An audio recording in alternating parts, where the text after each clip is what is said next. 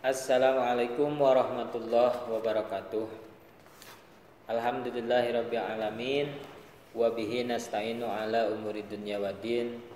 Wa sallallahu wa sallama ala sayyidina Muhammadin khatamin nabiyyin wa alihi wa sahbihi ajmain. Wala haula wala quwwata illa billahil aliyyil azim. Insyaallah urang ngalogat Safinah dengan ngelogat bahasa Sunda, insya Allah penerangan campur bahasa Indonesia. Oke, campur Sunda lahnya gitu. Tapi saat acana urang membedah heula naon namina teh biografi penulis, biografi musonif dari Safinah, kitab Safinah tersebut ya. Di biografi penulis kitab Safinah atau musonif, editor kitab Safinah ini adalah seorang ulama besar yang sangat terkemuka, yaitu Syekh Salim bin Abdullah bin Sa'ad bin Sumair al-Hadrami gitu. Beliau adalah seorang ahli fikih dan tasawuf yang bermadhab Syafi'i. Selain itu, beliau juga seorang pendidik yang dikenal sangat ikhlas dan penyabar. Gitu. Seorang qadhi juga yang adil dan juhud terhadap dunia. Bahkan beliau juga seorang politikus dan pengamat militer negara-negara Islam gitu ya. Beliau dilahirkan di desa Jiasbuh, yang mana yaitu sebuah desa di daerah Hadramaut Yaman yang dikenal dengan pusat lahirnya para ulama besar dalam berbagai bidang ilmu keagamaan gitu. Sebagaimana para ulama besar lainnya, bahwa Syekh Salim memulai pendidikannya dengan bidang Al-Qur'an di bawah pengawasan ayahandanya yang juga merupakan ulama besar, yaitu Syekh Abdullah bin Sa'ad bin Sumair.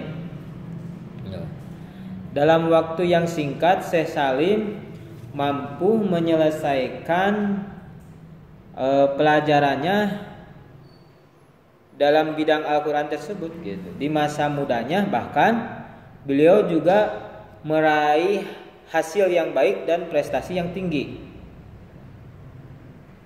Beliau juga mempelajari bidang-bidang lainnya seperti halnya ilmu bahasa Arab, ilmu fikih, ilmu usul, ilmu tafsir, ilmu tasawuf, dan ilmu taktik militer Islam gitu. Ilmu-ilmu tersebut beliau pelajari dari para ulama besar yang sangat terkemuka pada abad ke-13 Hijriah di daerah Hadramaut Yaman. Sehingga tercatat di antara nama-nama gurunya adalah Syekh Abdullah bin Sa'ad bin Sumair, Syekh Abdullah bin Ahmad Basudan, setelah mendalami berbagai ilmu agama di hadapan para ulama dan para gurunya yang terkemuka, beliau memulai langkah dakwahnya dengan berprofesi sebagai Syekhul Quran gitu. Di desanya pagi, sore, tak henti-hentinya beliau mengajar para santrinya, dan karena keikhlasan serta kesabarannya, maka beliau berhasil mencetak para ulama ahli Quran di zamannya gitu. Nah, beberapa tahun berikutnya bahwa para santri semakin bertambah banyak, mereka berdatangan dari kota dan daerah-daerah yang jauh, sehingga beliau merasa perlu untuk menambah bidang-bidang ilmu yang hendak diajarkannya seperti ilmu bahasa Arab, ilmu fikih, ilmu usul, ilmu tafsir, ilmu tasawuf dan ilmu taktik militer Islam. Itu ya. Nah, Syekh Salim ini telah berhasil mencetak para ulama yang terkemuka di zamannya. Tercatat di antaranya mereka adalah Habib Abdullah bin Toha Al-Haddad gitu ya. Al-Haddad. Nah, kedua Syekh Al-Faqih Ali bin Umar Baguzah itu. Nah, selain sebagai seorang pendidik yang hebat, bahwa Syekh Salim juga seorang pengamal politik Islam yang sangat disegani. Beliau banyak memiliki gagasan dan sumbangan pikiran yang menjembatani persatuan umat Islam dan membangkitkan mereka dari ketertinggalan. Nah, di samping itu beliau juga banyak memberikan dorongan kepada umat Islam agar melawan para penjajah yang ingin merebut daerah-daerah Islam. Itu. Nah, pada suatu ketika Syekh Salim diminta oleh kerajaan Kasyiriyah yang terletak di daerah Yaman agar memberi peralatan perang tercanggih pada saat itu. Nah, maka beliau berangkatlah ke Singapura dan India untuk keperluan tersebut. Itu. Pekerjaan beliau ini dinilai sangatlah sukses oleh pihak kerajaan yang kemudian mengangkat beliau sebagai staf ahli dalam bidang militer kerajaan. Dalam masa pengabdiannya kepada umat melalui jalur birokrasi, beliau tidak terpengaruh dengan cara-cara dan unsur kezaliman yang merajalela di kalangan mereka gitu. Bahkan beliau memberikan nasihat atau kecaman dan kritikan yang konstruktif kepada mereka gitu ya. Jadi iya, luar biasa perjuangannya. Nah, pada tahun-tahun berikutnya bahwa Syekh Salim diangkat menjadi penasehat khusus Sultan gitu ya, luar biasa. Penasehat khusus Sultan Abdullah bin Muhsin. Sultan tersebut pada awalnya sangat patuh dan tunduk dengan segala saran, arahan dan nasihat beliau. Nah, namun sayang pada tahun-tahun berikutnya ia tidak lagi menuruti saran dan nasihat beliau, bahkan cenderung meremehkan dan menghina. Kondisi tersebut semakin memburuk karena tidak ada pihak-pihak yang mampu mendamaikan keduanya, sehingga pada puncaknya hal itu menyebabkan keretakan hubungan antara keduanya gitu. Nah, dengan kejadian tersebut, apalagi melihat sikap Sultan yang tidak sportif, maka Syekh Salim ini memutuskan untuk pergi meninggalkan Yaman. Dalam situasi yang kurang kondusif, akhirnya beliau meninggalkan kerajaan Kasyiriyah itu dan hijrah menuju India. Nah, periode ini tidak jelas berapa lama beliau berada di India, karena dalam waktu berikutnya beliau hijrah ke Indonesia, tepatnya di Batavia atau Jakarta gitu ya. Nah, nanti kedepannya lebih ramai lagi.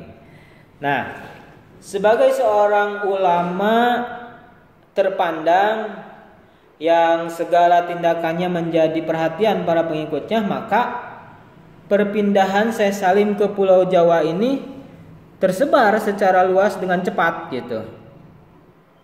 Mereka datang berduyun-duyun kepada Syekh Salim untuk apa? Untuk menimba ilmu atau meminta doa darinya. gitu. Melihat hal itu, maka Syekh Salim mendirikan berbagai majelis ilmu dan majelis dakwah. Hampir dalam setiap hari beliau menghadiri majelis-majelis tersebut, sehingga akhirnya semakin menguatlah posisi beliau di Batavia pada masa itu, gitu.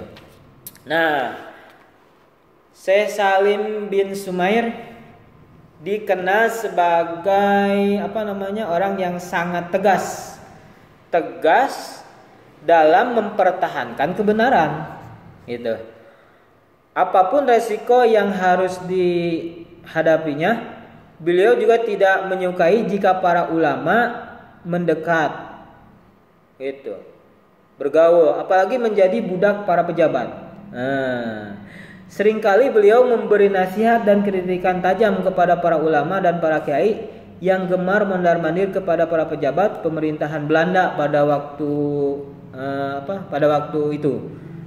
Nah, Martin van Buynesen, gitulah orang Belanda, itu Martin van Buynesen dalam tulisannya tentang kitab kuning, gitu. Tidak semua tulisannya kita sepakati. Juga sempat memberikan komentar yang menarik terhadap tokoh kita. Dalam beberapa alinea dia menceritakan perbedaan pandangan dan pendirian yang terjadi antara dua orang ulama besar, yaitu Sayyid Utsman bin Yahya bin Syekh Salim bin Sumair, yang telah menjadi perdebatan di kalangan umum. Pada saat itu tampaknya Syekh Salim kurang setuju dengan pendirian Sayyid Utsman bin Yahya yang loyal kepada pemerintah kolonial Belanda pada waktu itu. Nah, bahwa Sayyid Utsman bin Yahya sendiri pada waktu itu sebagai mufti Batavia yang diangkat dan disetujui oleh kolonial Belanda, sedangkan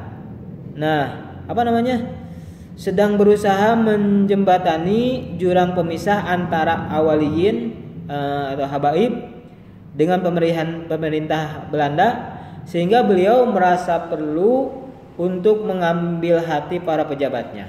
Nah, oleh karena itu beliau memberikan fatwa-fatwa hukum yang seakan-akan mendukung program dan rencana mereka, gitu. Hal itulah yang kemudian menyebabkan Syekh Salim terlibat dalam polemik panjang dengan Sayyid Utsman yang beliau anggap tidak konsisten dalam mempertahankan kebenaran. Nah, entah bagaimana penyelesaian yang terjadi pada waktu itu, yang jelas cerita tersebut cukup kuat untuk menggambarkan kepada kita tentang sikap dan pendirian Syekh Salim bin Sumair ini yang sangat anti dengan pemerintahan yang zalim, gitu ya. Apalagi para penjajah dari kaum kufar, gitu. Nah, walaupun Syekh Salim seorang yang sangat sibuk dalam berbagai kegiatan dan jabatan, namun beliau adalah seorang yang sangat banyak berzikir kepada Allah Subhanahu wa taala dan juga dikenal sebagai orang yang ahli membaca Al-Qur'an. Salah satu temannya yaitu Syekh Ahmad Al-Hadrawi dari Mekah mengatakan begini, bahwa aku pernah melihat dan mendengar Syekh Salim menghatamkan Al-Quran hanya dalam keadaan tawaf di Ka'bah. Masya Allah, luar biasa ya. Jadi ngafalkan Quran bari tawaf, luar biasa. Sekali lagi, aku pernah melihat dan mendengar Syekh Salim menghatamkan Al-Quran hanya dalam keadaan tawaf di Ka'bah. Masya Allah. Nah, Syekh Salim meninggal dunia di Batavia pada tahun 1271 Hijriah atau 1855 Masehi. Beliau telah meninggalkan beberapa karya ilmiah, diantaranya yaitu kitab Safinah, yaitu kitab yang kitab yang nanti akan kita bahas. Kita akan lugot, kita akan terangkan lugotnya bahasa Sunda, menerangkannya kayak nanti campuran lah gitu.